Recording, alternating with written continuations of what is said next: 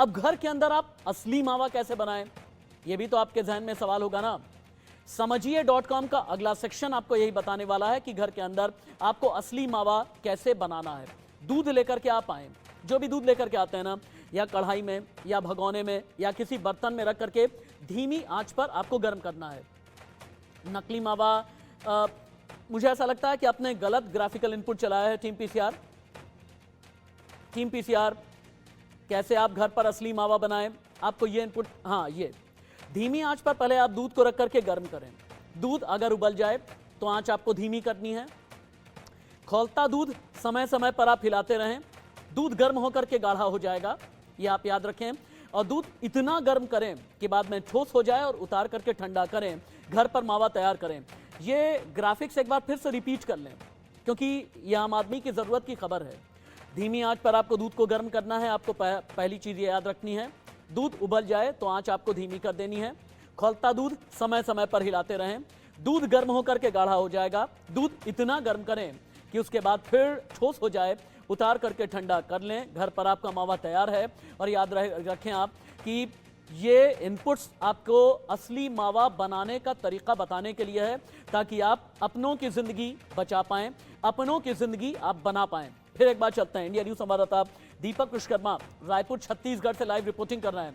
दीपक विश्वकर्मा, मुझे खबर यह मिली है कि रायपुर से लेकर के राजनांदगांव तक कई जगह नकली मावा को लेकर के छापामारी की गई है। अपडेट्स आपके पास क्या है?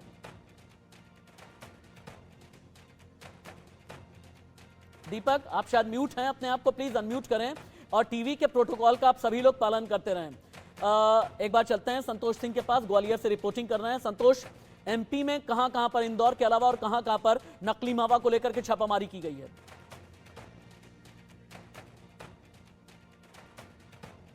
संतोष, आप सुन पा रहे हैं मुझे? संतोष सिंह, संतोष सिंह, आप सुन पा रहे हैं मुझे? चलिए एक बार फिर से दीपक विश्वकर्मा के पास चलते हैं। दीपक, अपनी रिपोर्ट आगे बढ़ाइए। नकली मावा को लेकर के खाद्य विभाग की तरफ से क्या क्या एक्शन लिया गया है और नकली मावा की पहचान कैसे करें, इसे लेकर के जागरूकता कैसे फैलाई जा रही है छत्तीसगढ़ में? देखिए, जब त्योहारी सीजन आता है तो इस तरह के तमाम प्रकरण देखने को मिलते हैं। और रायपुर राजधानी से लेकर राजनांदगांव जाएंगे। राजनांदगांव वो एरिया है छत्तीसगढ़ का जो महाराष्ट्र बॉर्डर से लगा हुआ है। कुछ दूर और आगे बढ़ेंगे तो आपको नागपुर मिल जाएगा। वहां पर स्थिति ये है कि अब जलाराम जो सबसे फेमस दुकानदार है, वहां पर छापा मारा गया। और छापा मारने के बाद सैंपल कलेक्ट किए गए। सैंपल इसलिए कलेक्ट किए गए क्योंकि तमाम बार इस तरह की शिकायतें मिली थी कि वहां पर नकली मावे की मिठाई बेची जा रही है। और जो इस तरह के त्योहारी सीजन होते हैं, क्योंकि ये ऐसा त्योहार है जिसमें तमाम तरह की मिठाइयां खरीदी जाती है, गुजिया खरीदी जाती है। और एक ऐसा तबका है जिसके पास ज्यादा पैसे तो नहीं होते खरीदने के लिए, तो इन जैसी दुकानों का वो रुख करता है। और रुख करने के बाद जो खराब मावे से मिठाइयां बनी है, जो खराब मिठाइयां, उनको वो खरीद लेता है, जो उसके स्वास्थ्य के लिए हानिकारक होती है। और ऐसी एक घटना नहीं है, तमाम ऐसी घटनाएं देखने को मिली है। लेकिन राजनांदगांव की जिस दुकान का मैं जिक्र कर रहा हूं, ये सबसे प्रतिष्ठित दुकान है पूरे राजनांदगांव में। और थोड़ी सी और यदि आप आगे बढ़ेंगे तो महाराष्ट्र बॉर्डर, गढ़चिरौली का एरिया, नागपुर का एरिया लग जाता है। तो जो छोटे तबके के लोग हैं, जो झुग्गियों में रहते हैं, जो बस्तियों में रहते हैं, वो इन दुकानों का रुख करते हैं। और जो सस्ती मिठाइयां जब उनको मिलती है या नकली मावे की मिठाइयां मिलती है, क्योंकि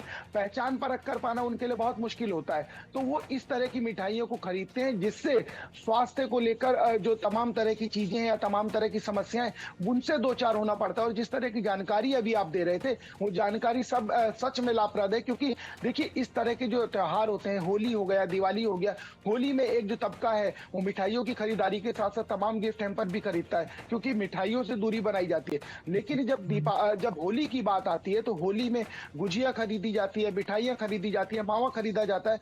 तो ये वो चीजें हैं जिसको आप खरीद के जब घर लाते हैं तो तमाम तरह की ऐसी बीमारियों को आप आमद देते हैं, जिनका प्रयोग करने से आपको कहीं ना कहीं समस्याओं से दो चार होना पड़ता है।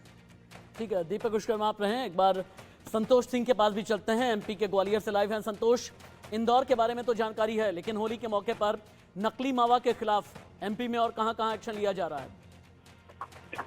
देखिए, बात अगर मध्य प्रदेश की जाए और मध्य प्रदेश के खासकर ग्वालियर अंचल की बात की जाए तो यहाँ मुरैना और भिंड उसके साथ साथ राजस्थान से सटा हुआ जो इलाका है धौलपुर, ये बहुत बड़ी एक नकली मावा की एक मंडी कह सकते हैं इसको।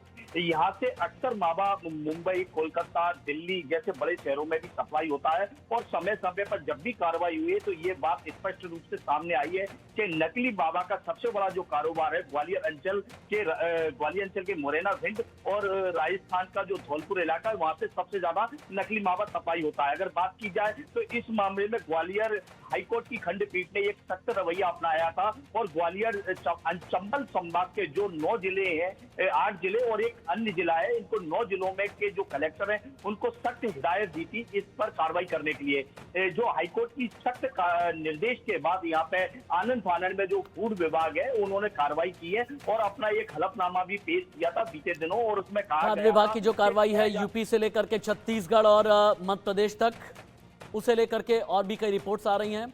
खाद्य विभाग की छापामारी की गई, उसके बारे में क्या जानकारी मिली है, देखिए। अभी तक जैसे कि आपको मैं ये बताना चाहूँगा कि राजनांदगांव में जो है मिलन स्वीट से भी खोए का सैंपल लिया गया है, जहाँ से बड़ी संख्या में खोआ की डिमांड ग्रामीण क्षेत्रों में रहती है, वहाँ से भी गुणवत्ता जांच के लिए सैंपल्स लिए गए हैं। जलाराम में लिया जा रहा है। आज मिनी पेड़ा जिसमें ज़्यादातर होली के पर्व पे जिसकी डिमांड होती है, आज वही क्वालिटी टेस्ट के लिए लिया जा रहा है। और इसके अलावा जो आटा, मैदा, बेसन के भी जो सैंपल्स हैं वो गुणवत्ता जांच हेतु लिए जा रहे हैं, क्योंकि होली के पर्व में बेसिकली इन्हीं चीज़ों से बने पकवानों की मांग ज़्यादा रहती है।